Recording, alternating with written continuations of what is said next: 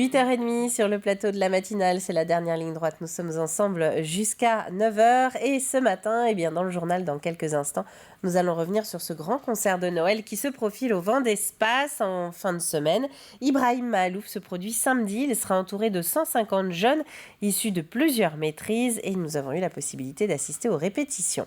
Dans le plus de l'info aujourd'hui, nous nous intéressons au Téléthon. La mobilisation caritative commence vendredi matin pour s'achever samedi soir. C'est l'occasion de faire une petite piqûre de rappel sur l'utilité de ce Téléthon. Enfin, c'est mercredi aujourd'hui, on l'a dit. La chronique du jour va donc parler cinéma. Camille a décidé de nous parler d'une avant-première avec une certaine famille Tuche. Une avant-première qui est prévue au Ciné Marine dimanche ainsi qu'au Cinéville. Mais avant tout ça, regardons pour la dernière fois ce matin la météo avec, vous le voyez, le vrai retour de la pluie sur l'ensemble du territoire. Une pluie qui vous a peut-être réveillé d'ailleurs au petit matin. Un mois de décembre qui commence bien. Notez qu'il peut y avoir du vent aussi avec des pointes jusqu'à 65 km/h. Et cet après-midi, regardez, la perturbation ne bouge pas. Elle reste là encore sur l'ensemble du territoire. Cette perturbation active, elle peut s'estomper au fil des heures. Mais nous ne sommes quand même pas à l'abri de quelques averses. Les températures qui sont très significativement remontées par rapport à hier ne vont pas rester aussi hautes pendant très longtemps, donc profitez-en. On va jeter un œil aux marées de ce jour maintenant. La mer, elle est en train de remonter depuis une petite heure à présent. Elle sera pleine en tout début d'après-midi. Donc au vu des horaires, ce n'est pas vraiment le jour idéal pour tenter de traverser le Gois, mais au cas où quand même, on fait une petite piqûre de rappel là aussi, soyez vigilants. On ne franchit que de très peu la barre symbolique des 70 en coefficient. La traversée doit donc se faire encore au plus proche de la marée basse. Les marchés du mercredi avec notre carte de Vendée qui se remplit au fur et à mesure de la semaine. Bravons la pluie aujourd'hui pour aller du côté de Luçon par exemple. C'est toute l'année possible le marché le mercredi et le samedi matin à Luçon. Ça se passe aux Halles, place de la Poissonnerie, et c'est jusqu'à 12h30. Vous avez donc encore le temps de trouver le coupe-vent et le panier et d'y aller. Voilà pour les informations pratiques de ce mercredi matin. Florence, bonne fête. On passe maintenant au journal.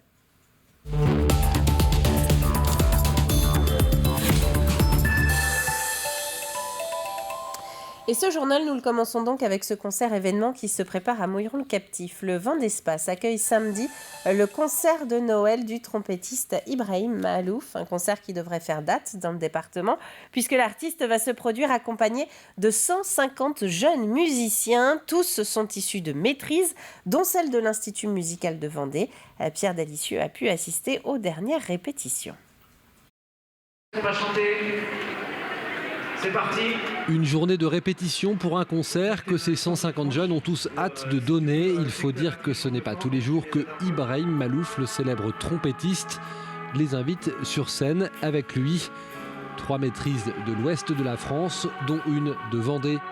C'est un artiste connu et du coup je trouve ça super qu'on puisse chanter avec quelqu'un de connu et comme ça nous booste. J'avais entendu quelques-unes de ses musiques mais non, c'est assez chouette en fait parce que c'est différent, on ne connaît pas et ça nous change de ce qu'on fait d'habitude. C'est très bien parce que on va chanter avec une star. Il est gentil, il est sympa puis il est très attentif. Un concert que ces jeunes préparent depuis plusieurs semaines et qu'ils donneront devant 2500 personnes. Ce qui ne sera pas une première pour eux, les chefs de chœur sont confiants et ravis d'avoir été choisis et invités par le trompettiste. Ouais, ça se passe très très bien, les enfants sont hyper contents, Ibrahim est très abordable, on a vécu un super moment avant la répétition où il a répondu à toutes les questions des enfants. Donc vraiment super abordable et très sympa. On est vraiment très contents d'être ici. Je pense que c'est une occasion assez unique de jouer avec des musiciens professionnels comme eux et de pouvoir participer à ce concert-là. Ibrahim Mahalouf qui apprécie particulièrement de partager la scène avec des chœurs, une collaboration qui suscite à chaque fois beaucoup d'intérêt de la part des jeunes. À chaque fois que j'ai eu l'opportunité de faire ce genre de création, ce genre de concert avec pas mal de jeunes, des orchestres, des jeunes, des chœurs, etc., à chaque fois, il y a toujours quelques jeunes qui viennent me voir après et qui me disent « Ah, merci beaucoup, ça restera un super souvenir. Nous aussi, on aimerait faire de la musique plus tard et ça nous a donné encore plus envie ou ça nous a motivés, etc. » Donc, si ça peut générer en tout cas des des vocations, en tout cas encourager des vocations, je pense que ce serait vraiment magique. Le concert, c'est donc ce samedi 4 décembre au Vent d'Espace, un concert complet. Mais pas d'inquiétude, Ibrahim Malouf a déjà invité une nouvelle fois les 3 maîtrises, mais cette fois-ci sur la scène de l'Accor Hotel Arena, le 20 décembre prochain. En bref, à présent, le préfet a publié hier soir la prolongation de l'arrêté préfectoral rendant le port du masque obligatoire dans tous les endroits où il y a de la foule, extérieure compris. Une mesure qui concerne donc les marchés de Noël, par exemple, les spectacles de rue ou encore les gares et les abords de zones commerciales. Un masque obligatoire jusqu'au 31 janvier pour toutes les personnes de plus de 11 ans. Nous parlions il y a quelques jours de la Sainte-Catherine et donc de cette période idéale pour planter. Du côté des Sables-d'Olonne, la ville a missionné ses écoles pour planter justement 1000 arbres fruitiers d'ici à la mi-décembre. L'opération s'inscrit dans un programme de sensibilisation qui a été entamé en salle de classe et qui se poursuit donc en pleine terre. Planter 1000 arbres fruitiers, c'est la mission que la ville des Sables-d'Olonne a confiée à ses écoles. Tout un programme de sensibilisation sur l'environnement a été mené en classe avant cette journée plantation que les enfants attendaient avec impatience. Ça sert à protéger la nature et ça sert aussi pour nous, pour montrer à notre famille, montrer à des copains. Je trouve ça bien qu'on plante des arbres. Pourquoi ? Parce que ça sert à la biodiversité. Je trouve ça que c'est bien de faire une action pour la planète. Ça sauve ça fait d'autres arbres pour la planète. Une plantation d'arbres fruitiers, pommiers, figuiers, pruniers. Ici, dans quelques années, chacun pourra venir cueillir les fruits de ce verger ouvert à tous. Et une chose est sûre, il y en aura pour tout le monde. Tout ce site-là qui fait un peu moins de 3 hectares va être planté. Donc on va planter plus de 1000 arbres ici, dont 500 avec les enfants. Puis on va compléter avec des haies. Il y aura également des haies avec des petits fruits, etc. Donc pour que le site soit fonctionnel au niveau environnemental. Et puis donc on est, voilà, comme je disais, sur pas loin de 3 hectares. Donc ça fait quand même beaucoup de végétaux. Une plantation de 1000 arbres qui intervient dans un projet beaucoup plus important de la ville des Sables-d'Olonne. Le plan forêt-climat 2050 et la plantation d'1 million d'arbres. Objectif, créer d'ici 30 ans une zone verte protectrice qui représentera 20% du territoire sablais. La plantation de cette forêt comestible en ville par les enfants des écoles est une des actions du plan forêt-climat 2050 qui va venir s'installer autour de la ville des Sables-d'Olonne, autour et à l'intérieur de la ville des Sables-d'Olonne, afin d'offrir un écrin de nature préservée dans et autour de la ville. Au total, c'est 1600 hectares le plan forêt-climat 2050. Et là, ce sont quelques hectares avec 1 millier d'arbres qui vont être plantés par les enfants des écoles des Sables.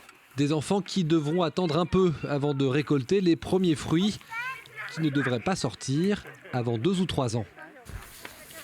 Un sport qu'on aborde rarement maintenant dans le journal, c'est le billard. Les herbiers viennent d'accueillir la 2e étape du tournoi national de Black Ball, une discipline qu'on connaît aussi sous le nom de billard anglais.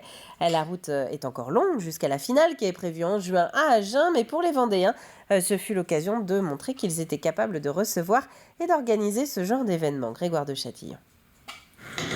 Plus connu sous les appellations billard anglais ou pool, le billard Black Ball était à l'honneur aux herbiers avec ce tournoi, une étape incontournable sur le circuit national.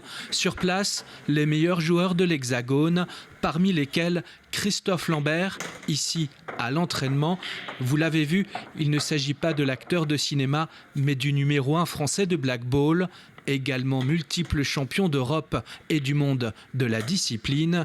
Un palmarès hors norme pour celui qui est à l'affiche du tournoi et heureux de revenir aux herbiers. C'est toujours un plaisir de venir aux herbiers. C'est une terre qui est vraiment prometteuse autour du billard Black Ball. Pas une belle performance pour moi ce week-end. Un peu déçu, mais c'est la compétition, c'est comme ça. On sera au prochain tournoi dans les Hauts-de-France à Hasbrook dans 3 semaines. Au Black Ball, chaque joueur possède un groupe de billes. Les jaunes pour un joueur, les rouges pour l'autre joueur. Puis on termine par la bille noire. Plus qu'un jeu, plus qu'un loisir, le billard est véritablement un sport. sport. Le billard aujourd'hui fait partie intégrante du monde sportif, est considéré comme un sport et peut permettre de développer d'innombrables qualités telles que la maîtrise de soi, telles que la précision, telles que le contrôle de son mental, ce genre de choses qui font partie intégrante des disciplines sportives aujourd'hui. Il y a les herbiers, mais il y a plein d'autres clubs. Évidemment, il y a le collectif, mais il n'y a pas que le collectif. Il y a aussi d'autres clubs en Vendée. La Vendée est une très très grosse terre de billard. Voilà. Les fédérations internationales et françaises ont présenté la candidature du billard afin de faire de cette discipline un des nouveaux sports pour les Jeux Olympiques de Paris 2024. Et parmi les victoires, on peut notamment citer celle de Baptiste Marillo, originaire des Herbiers, justement. Baptiste qui a gagné face à une vingtaine d'autres jeunes venus de toute la France. Un mot de basket aussi, avec ce soir les filles du RVBC, La Roche-Vendée Basket Club, qui affrontent l'équipe de Bologne en Eurocup. Les Lyonnaises sont leaders de leur poule. Match à 20h, ça se passera salle des Oudéries à La Roche-sur-Yon. On met le cap maintenant sur les festivités de Noël qui approchent à grands pas. Le marché de Noël de Tiffauges commence par exemple ce week-end dans le cadre exceptionnel de son château. Les animations sont prévues à partir de ce vendredi jusqu'à dimanche. Ce sera ensuite la même chose le week-end suivant. Particularité cette année, le marché fête ses 25 ans et vous propose donc 2 nouveautés pour célébrer cet anniversaire. Une première nouveauté, c'est juste derrière nous, c'est sur le grand mur de la façade nord du château, où on va permettre aux spectateurs, à tous nos visiteurs, de voir un grand mapping. Vous savez, ces grandes vidéos qui se déploient sur nos édifices, un beau conte de Noël sur le thème le pays d'où naissent les étoiles. Et donc ça, c'est une grande nouveauté. Et puis la deuxième nouveauté principale, c'est bien sûr le carillon, le grand carillon de Tiffauges. Ça fait 25 ans qu'on fond une cloche tous les ans pour aboutir à ce fameux carillon. Et donc ce carillon, on va pouvoir l'entendre sonner, on va pouvoir entendre un artiste jouer du carillon. Et ça, on l'aura pendant les 2 week-ends du marché de Noël. Et ce sera la même ambiance dans le sud Vendée avec le premier week-end de festivités de Noël à partir de ce vendredi, là encore, à l'abbaye de Maizet. Nous terminons avec quelques images des illuminations des Sables d'Olonne. Hier, nous étions à La Roche-sur-Yon, place ce soir donc à la Côte. Image de notre correspondant local Jean-Marie Bidot. Le marché de Noël aux Sables est prévu, lui, le week-end du 11 décembre avec une trentaine de chalets. C'est au pied de la tour d'Arundel. Une patinoire est également montée aux Sables d'Olonne pour l'occasion, et ce jusqu'au 31 décembre. Voilà pour les informations de ce mercredi matin. On laisse maintenant la place à Fanny pour faire le point sur les tendances de la journée, tendances météo évidemment. Bonjour à toutes et à tous, je suis ravie de vous retrouver sur le plateau de la météo. Eh bien, le temps est plutôt hivernal. Vous l'avez sans doute constaté le matin, après les quelques gelées du début de semaine, eh bien, place à la pluie sous ce flux d'ouest perturbé. Mercredi matin, ce 1er décembre débute sous un ciel nuageux et pluvieux. Des pluies qui pourront d'ailleurs être assez actives. Elles vont s'estomper au fil des heures. Côté Mercure, plus besoin de gratter le pare-brise ce mercredi. On compte 10 à 11 degrés de moyenne sur l'ouest de la Vendée et 12 degrés le long du littoral. Dans l'après-midi, nous conservons un régime d'averses, mais le soleil peut pointer tout de même le bout de son nez. À l'inverse, le vent souffle de plus en plus fort avec des rafales pouvant atteindre les 55 à 65 km/h. Pas de grands changements côté température par rapport au matin. On attend une moyenne de 12 degrés sur la majeure partie du département. Comptez 11 à Montaigu-Vendée ainsi qu'à la Châtaigneraie. On passe aux prévisions des 3 prochains jours. Jeudi, retour du soleil en matinée avec un ciel bien dégagé. Mais les nuages reviennent dans l'après-midi avec de nouveau un risque d'averse, notamment le long du littoral. Température minimum 3 degrés le matin. Dans les terres, les gelées ne sont donc pas exclues. Comptez 10 degrés au plus chaud. Vendredi, la pluie s'invite du matin jusqu'au soir. Elle va tout de même s'affaiblir en soirée, mais le ciel reste bien nuageux. Côté Mercure, on compte un petit degré au réveil et 13 au meilleur de la journée. Le vent s'annonce sensible, rafale 75 km/h. Et puis samedi, le week-end débute sous un ciel variable avant le retour des averses dans l'après-midi. Ça souffle toujours, les pointes peuvent atteindre les 60 km/h. Le mercure affiche de 7 à 11 degrés de moyenne. Retour au mercredi 1er décembre, nous fêterons les Florences. Le soleil nous accompagne de 8h30 à 17h19. Quant à la mer, elle s'annonce agitée. On se retrouve avec plaisir très bientôt sur TV Vendée pour un nouveau bulletin. Passez une belle journée.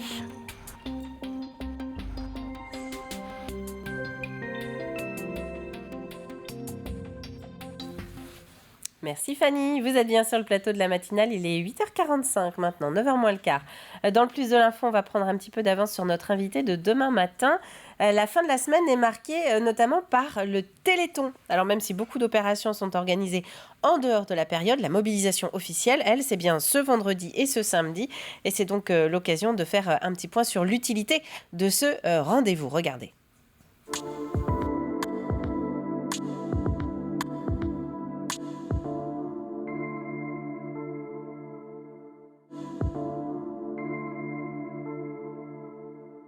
Le Téléthon, ça sert effectivement à remplir la mission essentielle de l'AFM qui est de guérir des malades. Pendant quelques années, ça a été de la recherche, mais aujourd'hui, il y a des réalisations concrètes et il y a aujourd'hui des gens pour lesquels le Téléthon a tout changé grâce à la thérapie génique qui a été une véritable révolution médicale permise par le Téléthon. Mais beaucoup de chemin reste à faire et c'est pour ça qu'il faut que ça continue.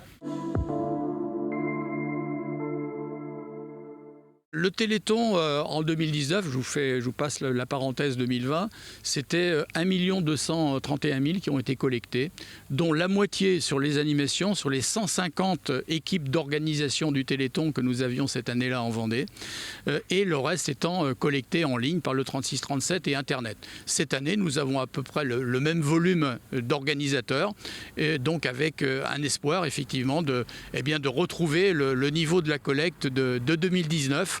Ce qui sera, qui fera de la Vendée, comme d'habitude, un des principaux donateurs de France, puisque nous avons une collecte par habitant qui avoisine les 1,80 €, alors qu'elle est de 1,30 € nationalement. La crise que nous avons connue en 2020 et qui est encore un petit peu présente, a conduit nos organisateurs à mettre en place des animations un petit peu différentes. Beaucoup de plats emportés, par exemple, qui dispensaient des rassemblements et des repas. Et donc, on les retrouve pour une part importante cette année dans les activités proposées par nos organisateurs. Ces organisateurs, ils sont repartis avec peut-être une volonté même de revanche par rapport aux difficultés qu'ils avaient eues en 2020.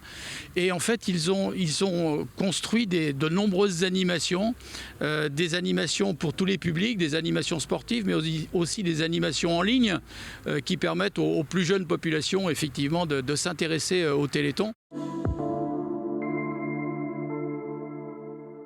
Le 36-37, c'est à partir c'est les 3-4 décembre et une semaine plus tard, mais Internet, c'est toute l'année. On peut donner tout le temps. On peut donner tout le temps, bien entendu. Cette cause nous touche et je crois que le public se rend compte effectivement de l'intérêt du Téléthon d'une manière générale et des avancées concrètes qui existent pour les maladies rares mais aussi pour des maladies plus générales. Et c'est ce qui permet aussi à la Vendée aussi de concrétiser son ambition qui est de faire, qui est une terre de fête avec beaucoup de bénévoles qui s'investissent et qui effectivement s'investissent pour cette belle cause. Et nous retrouverons donc Daniel Gaborio demain sur le plateau de la matinale à 8h15 pour parler justement du Téléthon en Vendée. Chronique suivante.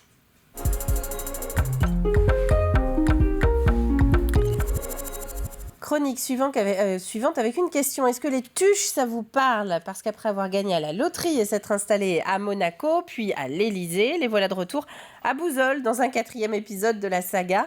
Un film qui doit sortir le 8 décembre dans toutes les salles de cinéma, mais que les spectateurs du Cinémarine à Saint-Gilles-Croix-de-Vie vont par exemple pouvoir découvrir dès dimanche en avant-première. Et ça, c'est le coup de cœur ciné de Camille.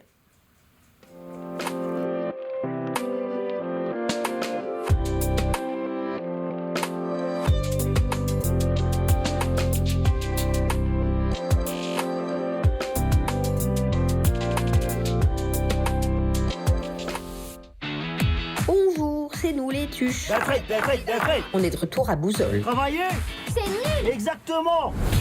C'est le moment de préparer Noël en famille. Dis-moi ce qui se passe dans Chicorée. Je voudrais que ma sœur soit là aussi. Le problème, c'est son mari, ce con de Jean-Yves. Oh oui, ça va.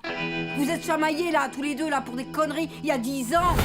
Alors, Marteau, t'aimes toujours autant travailler? Je me régale chez Magazone. Une fois, j'ai commandé une pizza chez Magazone, ils m'ont jamais livré. C'est une pizza à 8 fromages, enfin 2 pizzas 3 fromages. 2 x 3, ça fait 6. Prouve-le. Non.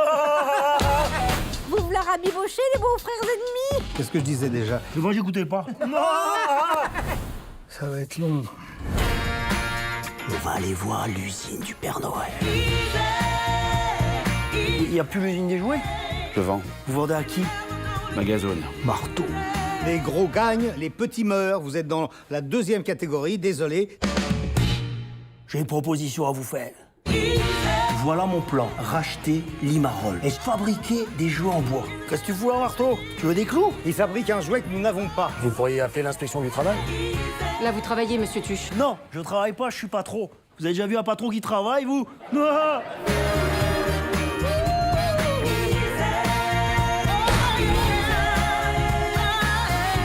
Ah, c'est les Échos. Tu connais? Tu connais? Tu connais? De quoi? De quoi? De quoi? Ah ok, j'y suis. Les Échos, très drôles. Hein. Très drôle, très drôle. Et c'est un coup de cœur à retrouver donc dimanche après-midi en avant-première au Cinémarine de Saint-Gilles-Croix-de-Vie ou encore au Cinéville à La Roche-sur-Yon avec un Maratuche qui est proposé toute cette journée du 5 décembre. Les 4 films projetés à la suite, ça fait beaucoup de frites. On passe à la chronique extrait.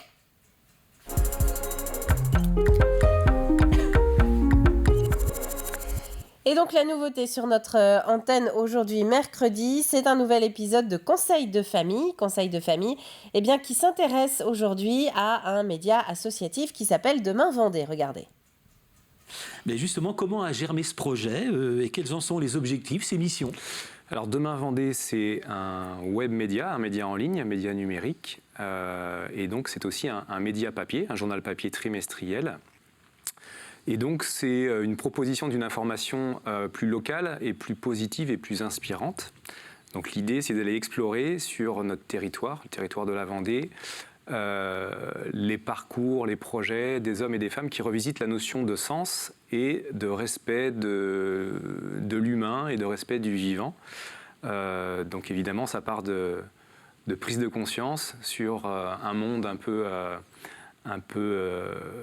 fou, dans lequel on perçoit des limites, beaucoup de problématiques. Et l'idée, c'est d'aller voir qu'est-ce qui est en train d'évoluer à l'échelle du territoire pour tenter de répondre à ces enjeux et de découvrir ces initiatives portées par des acteurs variés du territoire. Et donc, ça permet de créer des contenus d'information plus, on va dire, porteurs d'espoir ou porteurs de solutions. Les mêmes missions que TV Vendée. Donc, un extrait de Conseil de famille à retrouver en intégralité ce mardi à 19h50. Vous êtes bien sur le plateau de la matinale et on va passer maintenant au dernier rappel des titres avec ces 150 jeunes issus de maîtrise de la région bientôt sur les planches. Sur les planches en concert avec Ibrahim Mahalouf, le trompettiste, donne un grand concert de Noël au Vent d'Espace en cette fin de semaine. Au Sable d'Olonne, ce n'est pas à la musique mais à l'environnement qu'on sensibilise les plus jeunes. La ville veut planter 1000 arbres fruitiers d'ici à la mi-décembre. Elle a donc mis à contribution les écoles de son territoire pour mener le projet à bien. À Tifaux, il ne manque plus que le public, puisque le marché de Noël est installé au pied du château. Il ouvre ses portes vendredi pour ses 25 ans d'existence. Quelques nouveautés sont prévues et puis une nouvelle adresse pour les compagnons du devoir en Vendée. Après plus de 30 ans au château du Plessis, l'association ouvrière a désormais pignon sur rue dans le centre de La Roche-sur-Yon. Un musée du compagnonnage a également été installé pour présenter ce mode de formation au grand public. Voilà pour le rappel des titres de ce mercredi matin. On passe au jeu.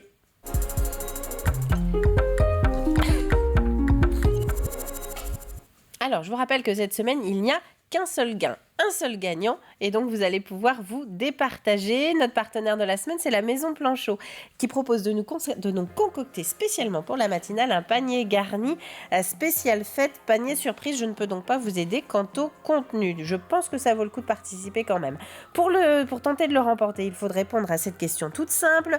Qu'est-ce qu'un puce-capin phanophile ? Qu'est-ce qu'un puce-capin phanophile ? Question qui a été inspirée par l'épisode des Passionnés qui passe cette semaine sur l'antenne de TV Vendée. L'indice du jour, nos voisins de Saujon en Charente-Maritime y ont consacré un musée. Nos voisins de Saujon en Charente-Maritime y ont consacré un musée à cette passion qui est évoquée dans la dernière rencontre de Grégoire de Châtillon. Vous avez jusqu'à vendredi midi, vous le savez, pour envoyer votre réponse sur tvvendée.fr et vous allez pouvoir retrouver les 5 indices de la semaine sur la page Facebook de l'antenne. Sur ce, eh bien, c'est la fin de cette matinale. Et oui, déjà, quasiment 9h. Merci à vous de l'avoir suivi. On va se retrouver demain jeudi, dès 7h, de bon pied, de bonne humeur, pour un nouveau début de journée ensemble. On sera le 2 décembre, deuxième case du calendrier de l'Avent à ouvrir ensemble demain matin. Très bonne journée à vous tous et à demain.